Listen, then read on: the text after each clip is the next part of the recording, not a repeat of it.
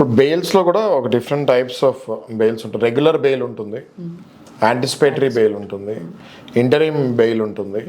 ఇట్లా బెయిల్స్లో కూడా different types of bails ఉంటాయి. అయితే కొన్ని వాటిలో యాంటిసిపేటరీ బెయిల్ ఏంటంటే ఖచ్చితంగా నన్ను అరెస్ట్ చేస్తారు ఈ కేసులో, ఇందులో నా తప్పు లేదు అయినా కూడా నన్ను అరెస్ట్ చేస్తారు అని భావించినప్పుడు అది మనం యాంటిసిపేటరీ బెయిల్ యూజువల్గా హైకోర్టులో వేసుకోవచ్చు, లోవర్ కోర్టులో కూడా వేసుకోవచ్చు. అయితే ఈ యాంటిసిపేటరీ బెయిల్ మహిళలకి చాలా ఈజీగా వచ్చేస్తుంది జరుగుతుంటుంది అప్పుడప్పుడు. ఎందుకంటే వైఫ్ అండ్ హస్బెండ్ ఇద్దరి మీద కొన్ని బిజినెసెస్లో కానీ లేకపోతే కొన్ని ఇష్యూస్లో కానీ హస్బెండ్తో పాటు వైఫ్ని కూడా ఇంప్లాయ్ చేస్తాం జరుగుతూ ఉంటుంది. అట్లాంటప్పుడు వైఫ్ ఇందులో పాత్ర ఏం లేదు అన్నప్పుడు వాళ్ళకి యాంటిసిపేటరీ బెయిల్స్ చాలా ఈజీగా వచ్చేస్తుంది జరుగుతూ ఉంటుంది. హస్బెండ్కి మాత్రం రిమాండ్ తర్వాత పోలీస్ కస్టడీ తర్వాత కొంచెం ఇన్వెస్టిగేషన్ తర్వాత మళ్ళీ రెగ్యులర్ బెయిల్ అనేది వస్తుంటుంది.